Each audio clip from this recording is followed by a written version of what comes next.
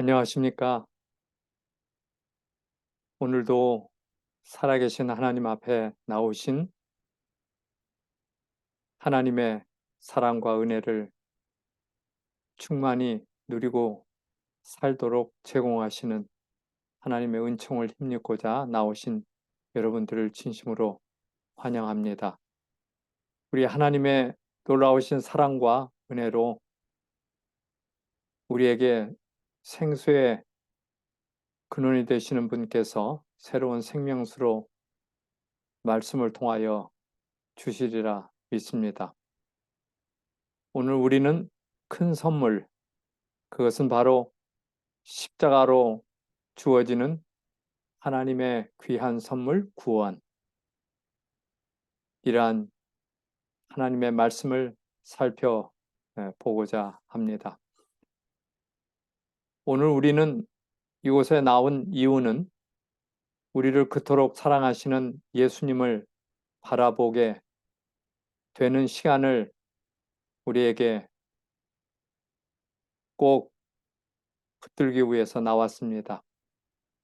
그것은 하나님께서 우리를 만나 주시는 시간이기 때문에 그렇지요. 예수께서 십자가에 달려 돌아가셨습니다. 저와 여러분의 모든 죄들을 용서해 주시고 영원히 지우시기 위하여 나 대신 우리 대신 십자가를 지시고 고난의 길을 걸어가게 되었습니다. 지금으로부터 2000년 전 그날에 예수님 곁에는 강도가 좌우에 한 사람씩 예수님을 포함하여 세 사람이 십자가에 달리게 되었습니다. 그때에 십자가에 달린 강도가 예수님을 바라보게 되었습니다. 그러면서 이렇게 부르짖습니다. 가로되 예수님, 당신의 나라에 임하실 때에 나를 생각하소서 하니 예수께서 이르시되 오늘 내가 진실로 내게 이르노니 너가 나와 함께 낙원에 있으리라 하시니라. 누가복음 23장 42절로 43절의 말씀입니다. 오늘 이 말씀은 예수께서 십자가에 달리신 후 두 번째로 하신 말씀이지요.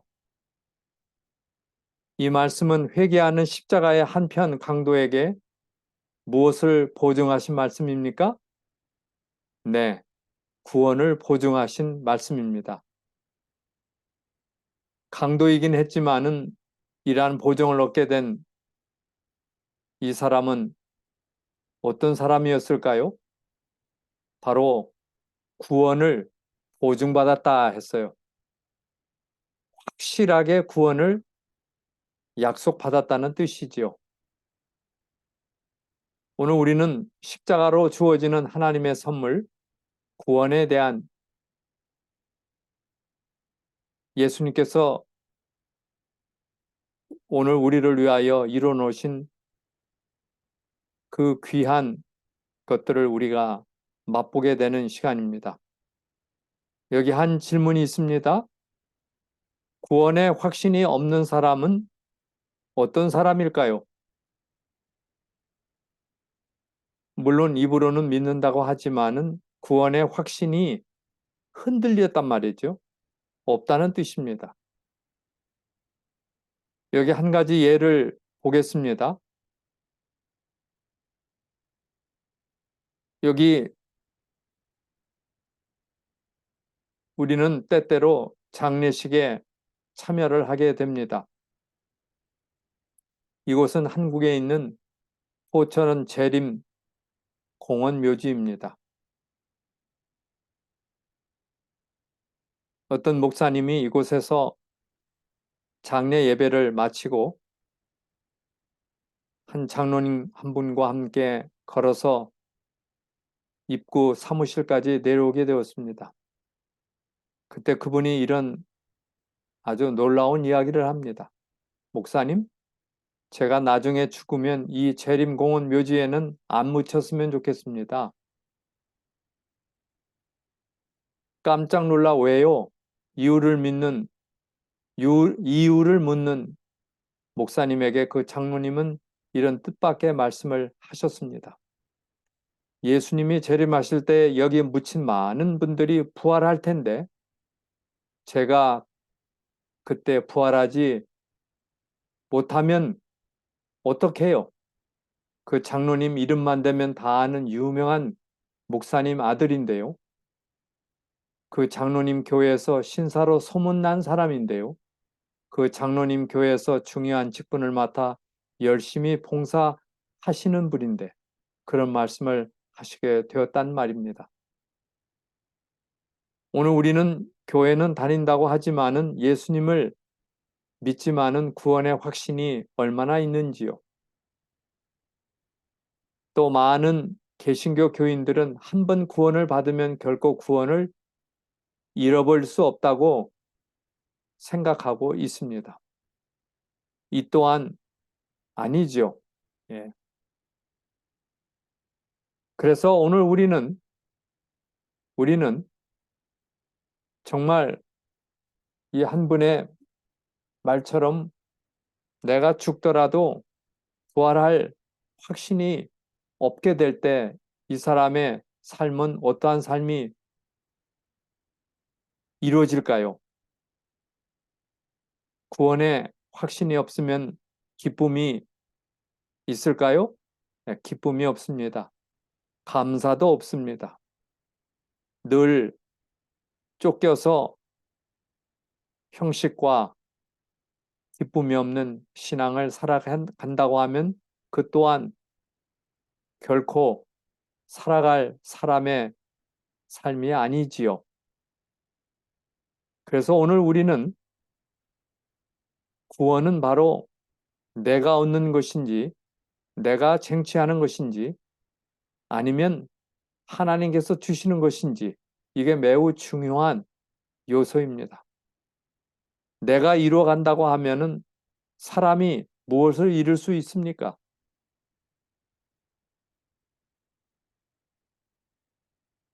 그래서 때때로 결심은 하지만은 3일 가지 못하는 그러한 결심도 있지요. 예.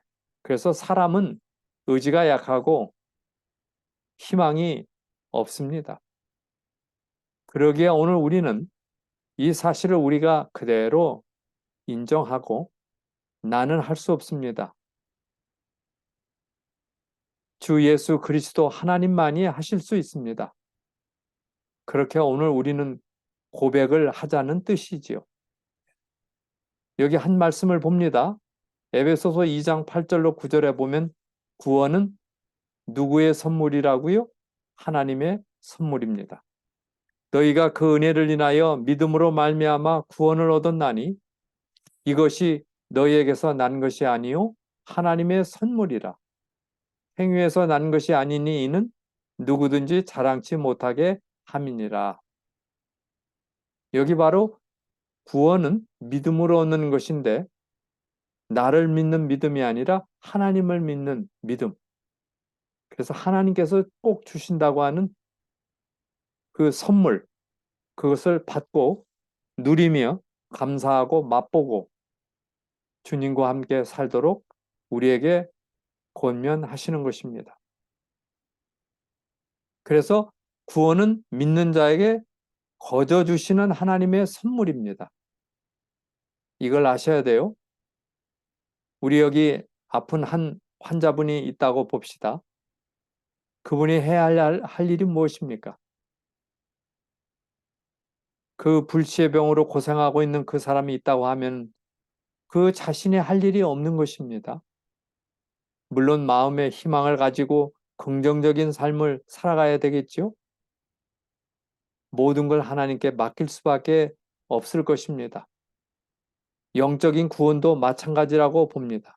오직 그리스도 때문에 그에게 주어지는 것이다. 이 말은 예수님께서 구원을 주시기 때문에 그것을 받아들일 때 이걸 믿음이라는 말로 표현했어요. 100% 바로 하나님께서 만드신 것을 내가 믿음으로 받는 것입니다. 그래서 여기 빌립보서 2장 12절에 보면 그러므로 나의 사랑하는 자들아 너희가 나 있을 때뿐만 아니라 더욱 지금 나 없을 때도 항상 복종하여 두렵고 떨림으로 너희 구원을 이루라. 빌립보서 2장 12절 말씀이죠. 이 말은 뭔가 하니 하나님께서 믿음으로 주시지만은 그걸 내가 받아들이고 그 말씀 안에 사는 것입니다. 그 약속 안에 사는 거예요. 이걸 믿음의 삶이라고 해요. 그렇게 될 때 구원이 확실하게 이루어지는 것입니다. 다시 말하면 구원은 하나님과 나의 협력의 산물이다. 예수님은 100% 제공해 주시는 분이고 내 공로가 아니라 하나님의 은혜로 그걸 받아들이는 것입니다. 그래서 구원을 얻는다고 하는 것은 협력이라고 그랬어요. 하나님과의 협력, 연합, 하나님과 회개한 죄인 사이에 협력이 있어야 한다. 그렇게 말씀했어요. 여기 구원을 이루라고 하는 말의 뜻은 완성하라는 뜻이에요. 해내라. 하테르 가조마이라고 하는 원어인데요. 구원을 이루라. 그것은 구원을 완성하라. 구원은 전적으로 하나님의 선물이에요. 그래서 나 된 것은 하나님의 은혜로 된 것이니 그랬어요. 그래서 우리가 구원 얻는 것은 전적으로 그분의 은혜예요. 그분의 은혜. 그래서 내가 받아들이고 협력하고 순종하는 이거 참 중요해요. 순종하는 이것이 바로 구원임을 우리에게 말하고 있어요. 지난 시간에 1만 달란트와 100데나리온의 빚진 자 이야기를 기억하시지요? 여기 생각을 해봐요. 만약에 1만 달란트를 탕감받은 감격과 기쁨으로 100데나리온 빚진 자를 탕감해 주었다면 이 사람은 의시될까요? 아니면 자기가 했다고 자랑할 수 있을까요? 그렇게 할 수 없겠죠. 왜냐하면 내가 죄 용서를 큰 구원을 우리가 받았기 때문에 그것을 우리가 받아들이고 그 은혜를 따라 사는 삶이기 때문에 어떻게 자기 자신을 내세우고 그렇게 할 수 있겠습니까? 결단코 그렇게 못할 것입니다. 그 큰 돈을 탕감을 받았는데 안 갚아도 된다. 그래서 그렇게 해주셨는데 그 작은 돈을 갚으라고 이렇게 하지도 않을 뿐더러 만약에 그것을 했다 할지라도 나에게 무슨 자랑이 있겠어요. 그 큰 돈을 탕감해주고 갚지 않도록 해주신 그분의 사랑에 감격하여 살 것입니다. 이게 바로 믿음으로 사는 삶이에요. 그래서 믿음으로 우리가 구원을 온전히 얻게 되는 것입니다. 그래서 여기 순종이라는 말이 나오는 거예요. 순종. 순종. 바로 누가복음 17장 7절로 10절에 너희 중에 뉘게 밭을 갈거나 양을 치거나 하는 종이 있어 밭에서 돌아오면 저더러 곧 와 앉아서 먹으라 할 자가 있느냐. 도리어 저더러 내 먹을 것을 예비하고 띠를 띠고 나의 먹고 마시는 동안에 수종 들고 너는 그 후에 먹고 마시라 하지 않겠느냐. 명한 대로 하였다고 종에게 살해하겠느냐. 이와 같이 너희도 명령받은 것을 다 행한 후에 이르기를 우리는 무익한 종이라. 우리의 하여야 할 일을 한 것뿐이라 할지니라. 그러니까 내세울 게 없다는 거예요. 자랑할 게 없다는 거예요. 무익한 종이에요. 예. 그래서 우리의 해야 할 일을 한 것뿐입니다. 예. 그래서 은혜 가운데 사는 사람은 자기 자랑을 할 수가 없을 것입니다.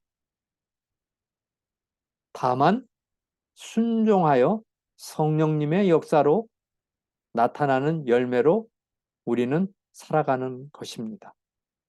그래서 구원받은 자에 나타나는 열매는 바로 순종입니다. 순종.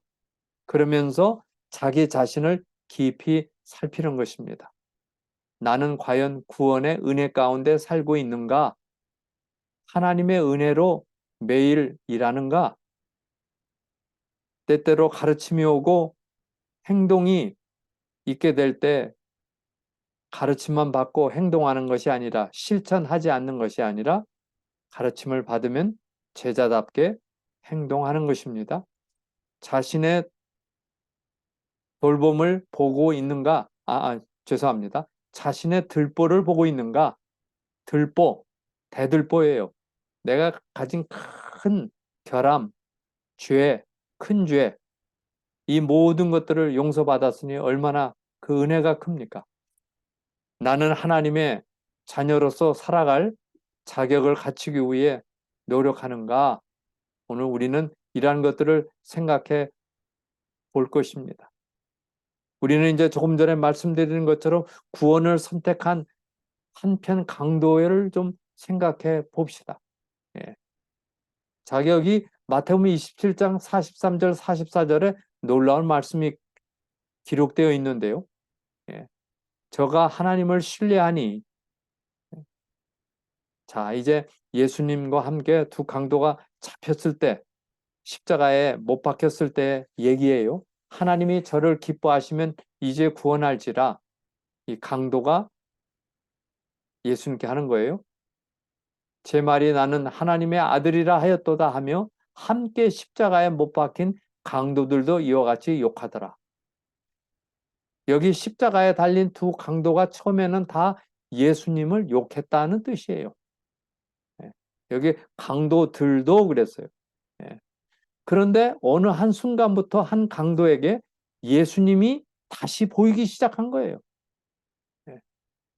그러면서 재판정에서 예수님이 무죄하다고 선언한 빌라도의 말을 들은 것을 생각을 해보게 되었어요. 재판정에서 갈바리까지 올 때 가까이에서 예수님의 일거수일투족을 보았습니다. 사람들의 저주와 모욕에도 예수님은 거룩한 태도를 잃지 않았습니다. 예수님이 동정할 수 없는 사람들에게 동정과 용서를 나타내는 모습을 보여주셨습니다. 급기야 이 강도는 이전에 예수님의 들었던 소문을 하나씩 하나씩 떠올리게 되었어요. 예수께서 어떻게 병자를 고치셨는지, 어떻게 죄인들을 용서하셨는지 떠올렸어요. 드디어 이 강도의 마음에 예수께서 세상죄를 지고 가는 하나님의 어린 양이라는 확신이 들었어요. 그리고는 당신의 나라에 임하실 때 꼭 나를 기억해 달라고 하는 그러한 아주 갈망하고 요청하는 진심 어린 그러한 기도를 드리게 되는 것이지요. 예. 여기 시대의 소망에는 이렇게 말씀을 합니다. 성령께서 이 강도의 마음을 비추셔서 차츰차츰 확신의 고리가 연결되었다. 상처를 입고 조롱당하며 십자가에 달리신 예수께서 그는 세상 죄를 지고 가는 하나님의 어린 양을 발견하게 되는 것입니다. 그래서 나의 죄까지도 지고 가는 하나님의 어린 양임을 확신을 했다는 거예요. 예. 그때 예수께서 오늘 내가 진실로 내게 말하노니 내가 나와 함께 장차 낙원에 있으리라. 다시 말하면 이렇게 죽을지라도 다시 부활하여 영생을 살 수 있는 죄를 자백하고 회개한 이 강도에게 구원을 약속하신 것입니다.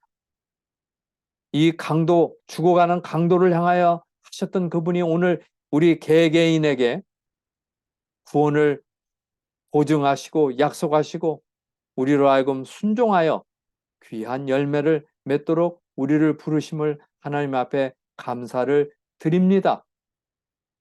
예수님은 자신의 고통 가운데 죽어가는 그때에도 보잘것없는 한 강도의 부탁을 외면하지 않으시고 그에게 영원한 구원의 보증을 허락하셨습니다. 바로 하늘로 가는 비자를 발급받고 그 영원한 보증을 하늘 시민권의 보증을 받고 죽은 것입니다. 참으로 놀라운 사랑입니다. 여기 아프리카 말라위에 해마다 에이즈로 사망하는 사람이 7만 명이 넘는다고 합니다. 말라위, 아프리카의 한 나라죠. 그로 인해 발생하는 고아가 약 100만 명에 달한답니다. 여기 나오는 마야미고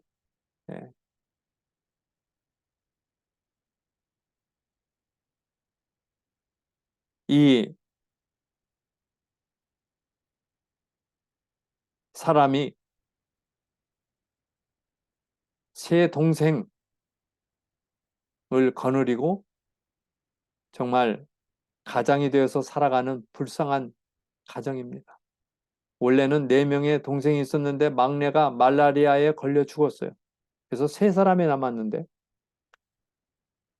이 사람의 직업은 하루 종일 다른 사람의 당나귀를 돌보아주는 주고받는 돈, 우리나라 돈으로 약 한 800원 정도. 그렇게 그 돈으로 동생들에게 음식을 해 먹입니다. 한 기자가 그에게 물었어요. 그에게 소원이 뭐냐고 물었어요. 이때 12살 이 불쌍한 한 소년 가장의 소원이 있어요. 제 소원은 제 여동생들을 제가 잘 돌보아서 동생들이 더 이상 죽지 않는 것입니다. 저는 동생들이 잘 살아가길 바라고 공부도 계속 할 수 있도록 도울 것입니다. 이런 사연을 보면 참으로 세상이 불공평하다는 생각이 많이 들어요. 마야 믿고 이 12살 난 소년 가정이 이런 환경을 선택했겠습니까? 그는 선택하지 않았지만은 이런 어려운 환경 가운데 살아야만 하는 것입니다. 오늘 우리 자신을 살펴봅시다. 삶의 많은 부분은 우리에게 선택권이 없습니다. 남자로 태어나든 여자로 태어나든 우리가 선택한 게 아닙니다. 부모님과 형제 자매와 이런 모든 것이 우리가 선택한 것이 아닙니다. 우리의 인종, 출생지, 국적 우리가 선택한 게 아니죠. 사람이 자신의 선택으로 힘든 상황을 벗어날 수 없을 때 절망하게 됩니다. 나는 왜 이렇게 가난한 가정에 태어났을까? 왜 나는 이런 환경 가운데 살아가야 하나? 그러나 인생에서 불공평하게 보이는 것들이 단 하나의 선택으로 만회될 수 있습니다. 그것이 무엇입니까? 그것은 바로 예수 그리스도 하나님을 통해 구원을 선택하는 것입니다. 이것이 바로 매우 중요한 일이지요. 왜냐하면 내 허무한 인생길에서 나의 삶의 주인이 되신 예수 그리스도 하나님을 믿고 사는 것입니다. 여기 장폴 사르트르라고 하는 철학자는 인생을 이렇게 말했어요. 인생은 B와 D 사이의 C다 그랬어요. 이게 무슨 말일까? 좀 살펴보면은 바로 B와 D는 뭐예요? B는 birth인데 탄생이에요, 탄생. D는 뭐예요? death, 죽음이에요. 인생은 출생과 함께 죽음이다. 그렇지 않습니까? 사람이 나이가 많이 들어가면 이제 죽음을 향해서 가는 것입니다. 그런데 이 비, 벌스의 비가 나오고 탄생이죠. D, death, 죽음이에요. 죽음의 D 사이에 C가 있다 그랬어요. C, C. 바로 출생과 죽음 사이에 C가 있다. C는 뭐예요? choice, 선택입니다. 선택, 선택. 사람이 선택할 수 없는 것이 많지 않다 할지라도 대단히 중요한 선택을 할 수 있다는 뜻입니다. 얼마나 다행스럽습니까? 그것은 초이스예요. 초이스. 나의 선택. 바로 학교의 선택과 그 다음에 부부의 선택과 그 다음에 내 삶의 여러 가지 것들이 다 선택을 통하여 이루어지게 됩니다. 배우자 선택이 그렇지요. 또 내 직업에 대한 선택도 그렇지요.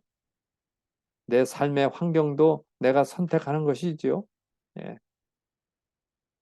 그래서 바로 오늘 우리는 죽음과 탄생과 죽음 사이에 살아가는 우리들은 매일매일 매순간 선택하는 것입니다. 예수 그리스도를 선택하고 구원을 얻는 것입니다. 십자가의 한편 강도가 바로 그 선택을 한 것입니다. 가장 어려운 상황 가운데 있었지만은 선택을 했어요. 왜 예수님 십자가 곁에는 두 강도밖에 없었을까요? 두 강도가 우리에게 무엇을 보여주고 있습니까? 두 강도는 모두 다 잘못된 삶을 살았어요. 결국 십자가에서 죽을 수밖에 없는 처지가 된 것입니다. 그러나 마지막 순간에 한 강도는 예수님을 선택했습니다. 나머지 강도는 끝까지 그분을 부인했어요. 우리는 살면서 친구를 잘못 선택할 수 있습니다. 배우자를 잘못 선택할 수 있어요. 직업을 잘못 선택할 수도 있습니다. 그래서 삶이 비참하게 될 수 있어요. 그러나 과거의 선택이 아무리 잘못되었다 할지라도 예수님을 선택하고 구원을 선택할 수 있는 것입니다. 그게 바로 지금 할 수 있어요. 이 선택은 과거의 모든 잘못된 선택을 없앨 수 있는 고귀한 선택입니다. 한 강도는 영원히 죽을 수밖에 없었지만은 예수님을 선택하는 불의의 사람, 또 한 강도는 끝까지 예수님을 거절하는 사람을 보여주고 있습니다. 여러분 이해되시죠? 예. 나는 어디에 서 있습니까? 나는 꼭 우리 모두는 이 회개하여 자신의 죄인됨을 고백하고 예수님을 부르고 나온 이 구원받은 강도처럼 우리 모두가 구원의 확신 가운데 예수님의 이 보증 가운데 사시는 삶을 살게 되시기를 바랍니다. 과거는 나를 변화시킬 수 있을까요? 결코 그렇게 할 수 없어요. 과거에 발목 잡혀 사는 사람은 참으로 많습니다. 여기 회개한 강도에게는 하나님께 간합된 완전한 평화가 이르러 왔어요. 굴욕을 당하시던 그리스도께서 영광을 받으셨습니다. 왜냐하면 강도의 요청은 예수님을 하나님으로 인정하는 고백이었기 때문이에요. 예수님을 구주로 인정했어요. 예수님을 하나님의 인정하시는 요구, 예수님께 영광이 되고 그분을 기쁘시게 한다는 사실을 우리는 기억할 수 있어요. 우리는 연약하고 넘어지기 쉬운 사람들이에요. 그러나 오늘 우리는 예수님의 이름을 부를 수가 있는 것입니다. 그러면 우리가 구원을 얻은 자로서 누리고 사는 것에 대해서 좀 생각을 해봅시다. 예수님은 구주십니다. 아들을 낳으리니 이름을 예수라 하라. 이는 그가 자기 백성을 저희 죄에서 구원할 자이심이라 하니라. 마태복음 1장 21절. 바로 예수라는 뜻은 우리를 죄에서 구원할 자, 구원자라는 거예요. 예수님이 주시는 구원은 하나인데 이 안에는 많은 것들이 포함되어 있어요. 그래서 두 가지로 나누자면 현세적 구원과 내세적 구원을 나눌 수가 있겠어요. 지금 이 죄 가운데 허덕이며 아직도 사단이 그 보와 함께 우리를 유혹하는 이 현세.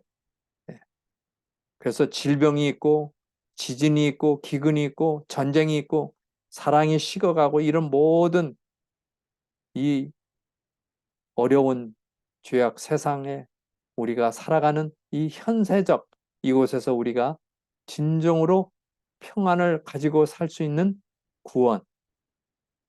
또 하나는 내세적 구원이에요. 살아서 예수님을 맞이하는 사람뿐만 아니라 죽어서 부활하여 영원한 생명을 얻게 될 많은 사람들이 바란 그 영원한 구원을 말하고 있습니다. 그래서 오늘 우리는 하늘에서 성도가 되고자 하면 먼저 지상에서 성도가 되어야 한다. 오늘 나의 선택이 영원한 선택이 된다는 거예요. 예. 그래서 우리는 구원을 맛보고 구원을 누리는 사람으로서 죄를 보면 죄는 자신의 이익을 추구하는 것입니다. 예. 죄는 자기의 이익을 추구하는 데서 시작되었다. 하와가 하나님 딱 잊어버리고 자기의 유익을 추구했어요. 그때 넘어져 버렸어요. 예. 그래서 오늘 우리는 이 세상에서 받아야 될 구원이 무엇인가 살펴봅시다.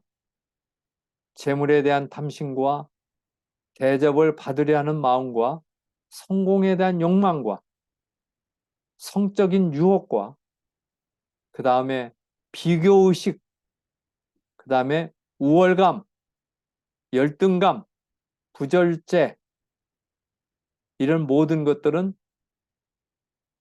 바로 죄의 뿌리인데요. 자기를 사랑하는 이기심이라 그랬어요. 이기심. 예. 그래서 오늘 우리는 죄인들입니다. 예. 그러기에 오늘 우리는 매일매일 예수님의 이름을 부르며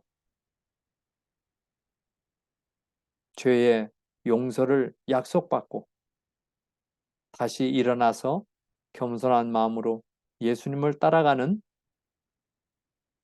확실한 하나님의 자녀가 되어 주시기를 간절히 원합니다. 구원을 경험하는 방법은 내가 만일 내 입으로 예수를 주로 시인하며 하나님께서 그를 죽은 자 가운데서 살리신 것을 내 마음에 믿으면 구원을 얻으리라. 사람이 마음으로 믿어 의에 이르고 입으로 시인하여 구원에 이르느니라. 로마서 10장 9절로 10절에 있는 말씀. 오늘 우리는 먼저 예수께서 우리를 죄로부터 구원하실 수 있다는 사실을 믿지요. 또 뿌리 깊은 죄의 습관들로부터 우리를 참으로 구원하실 수 있다는 사실도 믿지요. 죄의 습관으로부터 구원하실 수 있다는 사실도 믿고 우리는 죄를 멀리하겠다는 단호한 결단을 하게 됩니다. 인간의 결심으로는 죄를 이길 수 없어요. 그래서 입으로 예수님을 인정하는 기도를 드려야 하는 것입니다. 예. 여기 그러기에 마음으로 믿어 바로 입으로 시인하는 삶이에요. 예. 오늘 우리는 구원을 어떻게 누리며 그리스도 안에 살 수 있습니까? 하나님을 부르라. 하나님을 부르라. 예. 여기 한 분이 바로 지은 책이에요. 지금 선택하라.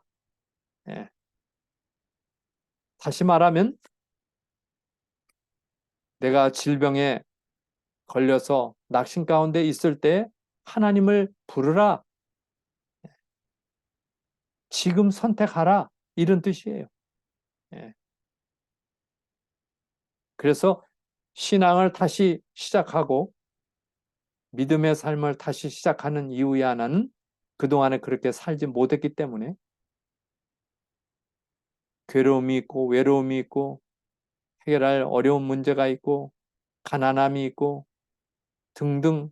오늘 우리는 하나님을 부를 때 하나님께 나아가서 하나님께 요청하고 기도드릴 때 하나님께서 역사하는 것입니다. 그래서 오늘 우리는 지금 그리스도를 선택하고 성령 안에서 하나님을 부르는 삶이 계속되어야 할 것입니다. 하나님을 부르게 되면 기도하는 시간에는 죄를 멀리하게 됩니다. 마치 우리 몸에 갖가지 좋은 영양소가 잘 들어오게 다른 음식을 원치 않을 것입니다. 여기 동그라미를 그리는 모녀에 대한 한 재미있는 예화가 있습니다. 한 엄마가 딸에게 말합니다. 너는 감정을 다스려야 할 때가 되면 엄마가 내 등에 동그라미를 그려줄게. 감정을 다스린다는 건 뭐예요? 참고, 침묵하고, 인내하는 거예요. 그때마다 내 등에 동그라미를 그려준다는 거예요. 그러면 너는 화를 내지 않겠다고 결심하고 예수님을 불러봐. 알았지? 그렇게 약속을 했어요. 어느 날 저녁 식사 시간이 돼서 월말 고사 성적이 좋지 않다며 아빠는 딸에게 화를 내며 야단을 쳤어요. 얼굴이 일그러진 딸이 밥을 먹지 않고 가만히 있었어요. 남편은 아이 성적이 나쁘면 참지 못했어요. 엄마는 가만히 딸의 등 뒤로 팔을 들려서 동그라미를 그렸어요. 이게 뭐예요? 예수님을 부르라는 표지요? 그래도 딸의 표정은 바뀌지 않았어요. 다시 한번 딸의 등 뒤에 동그라미를 더 크게 그렸어요. 그러자 딸이 고개를 끄덕였어요. 잠시 후에 딸의 얼굴에 평온함이 찾아왔어요. 저녁 식사 후에 이 딸의 어머니는 거실에서 남편과 돈 문제로 다투게 되었어요. 두 사람의 감정이 격해지는데 딸이 방에서 나왔어요. 딸이 조용히 엄마 뒤로 가서 무엇을 했어요? 동그라미를 작게 2번 그려줬어요. 그리고는 아무 말 없이 방으로 돌아왔어요. 예수님을 까맣게 잊고 있었는데 딸이 엄마에게 예수님을 부르라는 신호를 보낸 거예요. 동그라미를 2번 그려준 거예요. 그녀는 예수님을 부르고 싶지 않았습니다. 그러나 다른 생각은 지금 예수님을 불러야 한다고 알려준 것입니다. 그녀의 마음에 대쟁투가 일어났어요. 예수님을 불러야 되나 부르지 않아야 되나. 그러나 결심하고 예수님을 부르기 시작했어요. 딸에게 동그라미를 그려줬던 엄마는 자신과의 싸움에서 지는 모습을 보여주고 싶지 않았기 때문에 속으로 예수님이 도와주실 것을 믿고 간절히 예수님을 불렀어요. 처음에는 쉽지 않았지만 계속 예수님의 이름을 불렀어요. 고무풍선처럼 부풀러 올랐던 감정이 소리 없이 가라앉기 시작했어요. 마음의 평안이 찾아왔어요. 전쟁도 순간의 선택입니다. 그러나 평화도 순간의 선택입니다. 이러한 선택에 끊임없이 이루어지는 게 인생의 삶이지요. 그래서 오늘 우리는 동그라미를 그려내는 이 모녀처럼 화를 내지 않고 침착하여 참으면서 그 위기를 벗어나는 저와 여러분의 순종의 삶이 되시기를 간절히 원합니다. 우리 배터리에 에너자이저에서 나온 배터리와 듀라셀에서 만든 배터리가 서로 싸웁니다. 그 싸움이 왜 있어요? 누가 더 오래 가나? 뭐가 오래 가요? 이 배터리가 더 성능이 어느 게 더 오래 가냐 이거예요. 예. 예수님을 한 번 생각하고 예수님의 이름을 한 번 부르는 것으로는 부족하다는 뜻이에요. 누가 더 오래 가냐 이거예요. 계속 부르는 것입니다. 예수께서는 단지 한 모금의 생수가 그거를 받아들이지 않는 자를 충족시킬 것이라는 의미로 말씀하지 않았다. 그리스도의 사랑을 맛본 자는 계속적으로 그것을 더욱 갈망할 것입니다. 다른 것을 구하지 않습니다. 세상의 부귀영화가 그를 매혹시키지 못합니다. 그의 마음속에 외치는 소리는 당신을 나에게 더 주시옵소서, 더 보여주시옵소서. 나는 계속 예수님을 부를 것입니다. 예수님께 나아가서 내 형편을 맡길 것입니다. 오 주님, 제가 어떻게 해야 됩니까? 가르쳐 주시옵소서. 당신의 섭리대로 따라가겠습니다. 순종의 열매를 거두는 것입니다. 그래서 오늘 우리는 자유는, 진정한 마음의 평안은 자극과 반응 사이에서 멈추는 데 있다 그랬어요. 자극과 반응이 뭐예요? 화나게 하도록 나를 자극하지만은 반응하지 않는 거예요. 그래서 반응 전에 멈추는 것입니다. 스탑. 예.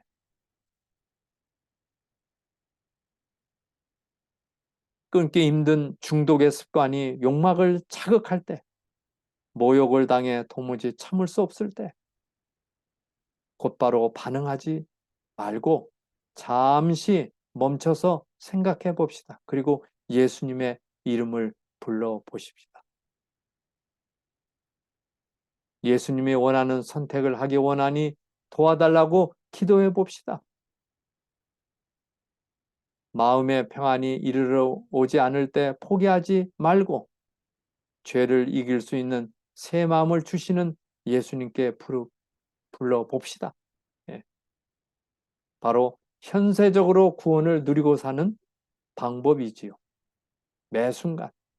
어떻게 보면 내가 잘못해 놓고 모든 해결은 누구에게 맡기는 거예요? 예수님께 맡기는 거예요.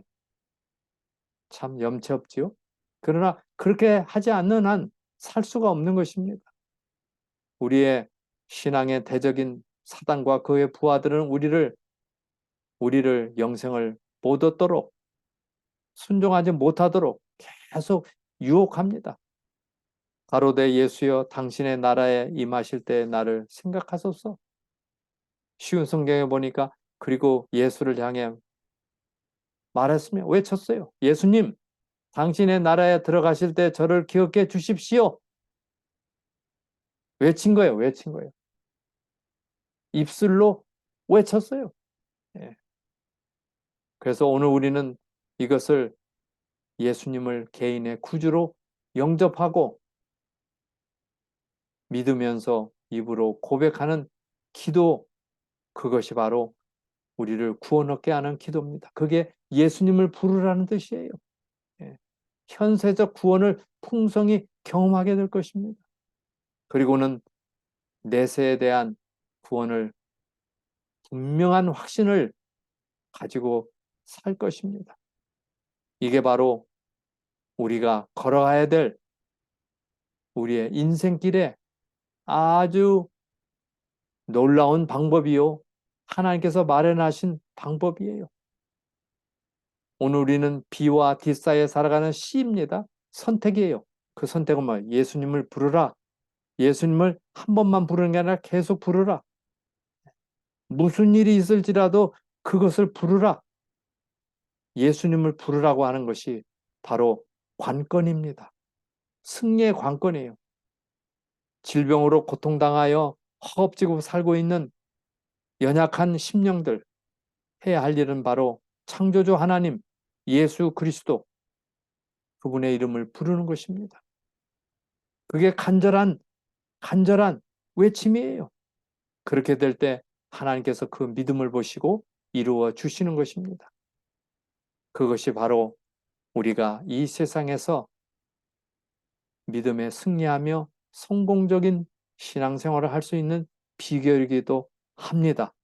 우리는 연약하여 그러나 우리가 우리를 믿어주시고 우리를 살펴주시고 우리를 구원해 주시는 그리스도에게 나아가는 행복한 삶이 되시기를 간절히 바랍니다. 아멘. 우리 잠시 기도드리겠습니다. 하나님 아버지, 오늘 복된 날을 저에게 허락하시고 이 암울한 세상에서 살아갈 때 우리에게 하나님 편에 영원한 생명의 길에 걸어가도록 비결을 저에게 가르쳐 주셔서 감사합니다. 어떠한 일이 있을지라도 예수님의 이름을 부르고 계속 부르는, 기도하고 외치며 그분께서 해 주시도록 믿는 그 믿음 잃지 않고 살아가는 저희 모두가 되도록 인도하시고, 몹쓸 질병으로 고통당하는 당신의 자녀들을 축복하시고, 희망이 있습니다. 절망은 물리치고 태양이 떠오르는 한 희망이 있습니다. 긍정적인 마음으로 예수님을 부르며 나아가는, 구원받는, 치유받는, 온전히 건강을 회복하는 믿음의 자녀들이 되도록 이끌어 주시옵소서. 우리는 여러 가지 염려와 때로는 걱정이 있습니다. 그러나 그것보다도 크신, 모든 문제보다도 훨씬 크신 창조주 하나님께 나아가는 저희가 되도록 인도해 주시옵소서. 하나님의 귀한 사랑과 성령의 놀라운 감동과 감화하심이 우리의 삶에 영원토록 같이 하시고, 우리의 생각이나 우리의 말이나 우리의 행동에서 아름다운 빛과 소금의 향기가 드러나는 참된 하나님의 자녀로 살아가는 또 한 주간이 되도록 이끌어 주시기를 예수님의 귀한 거룩한 이름으로 의지하여 기도드리옵나이다. 아멘. 오늘은 행복한 날입니다. 이 행복한 날 우리를 밝혀주시는 십자가의 그 놀라운 사랑을 주신 의의 태양이신 예수 그리스도와 함께 보내는 아름다운 이날이 되시기를 바랍니다. 하나님의 은총이 오늘 참여한 모든 분들에게, 이 약속을 믿고 살아가는 자녀들에게 언제나 함께 해 주시기를 간절히 바랍니다. 안녕히 계십시오. 감사합니다.